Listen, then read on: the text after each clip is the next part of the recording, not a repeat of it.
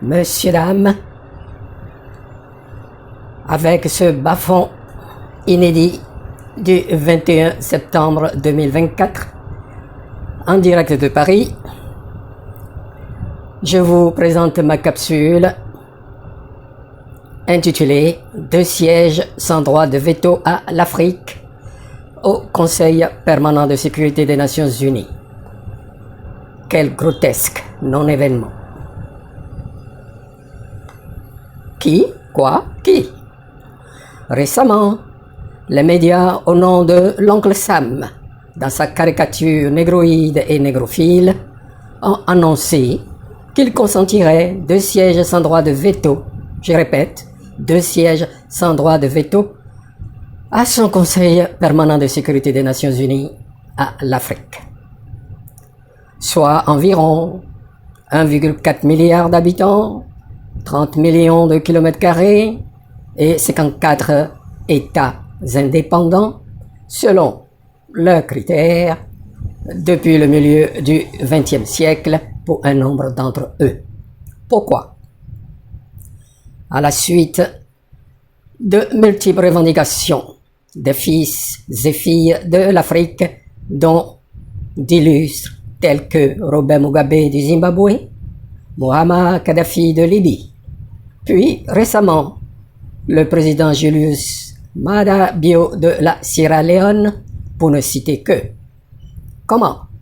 Pour rétablir ces flagrantes injustices, inégalités, irrégularités, iniquités, son idéal de démocratie et de liberté à géométrie variable, et enfin faire taire les rancœurs et clameurs émanant du continent dit noir. À contre-cœur et sur conseil insistant de Paris, le château de l'Élysée s'entend, et sans doute de Londres, c'est-à-dire du 10 Downing Street, il accepte finalement à nous consentir 2 strapontins ou tabourets plus indiqués ou appropriés pour les nègres de salon à cette superstructure des Nations Unies où siégeaient déjà les 5 grands de ce monde: la Chine, la France, le Royaume-Uni, la Russie et lui-même. N'est-ce pas là un non-sens inouï sorti des esprits de précarité plutôt destructive que constructive? Messieurs, dames, qu'en dites-vous? Que disons-nous, les Africains?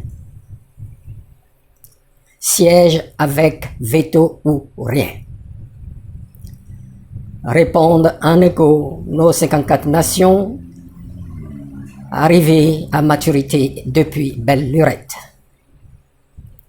Que faire, n'ayant absolument rien à gagner dans leur Conseil permanent de sécurité, qui est plutôt un conseil permanent d'insécurité ou de mépris pour nous, et ne se fondant ou opérant que sur la charte de l'impérialisme, je répète, opérant que sur la charte de l'impérialisme, le bon sens nous commande la création d'un conseil de sécurité exclusif des nations confédérées ou fédérales d'Afrique à naître ou à venir. Notez bien, des organisations et nations non africaines et non diasporanes ne peuvent avoir le statut de membre de droit ou d'observateur pour y siéger. Dans le leur, nous y serons de soi-disant partenaires égaux en droit.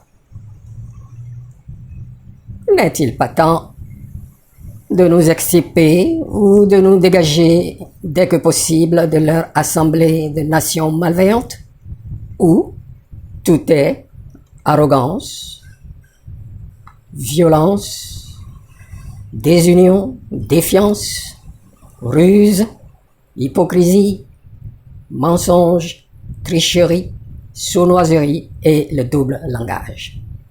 En finissant, chers internautes, retenez que je n'ai pas été inspiré ou payé par Vladimir Poutine.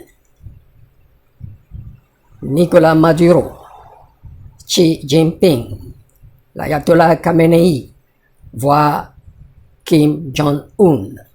C'est un simple avis aux détracteurs à la solde de la moribonde France-Afrique et ses succursales.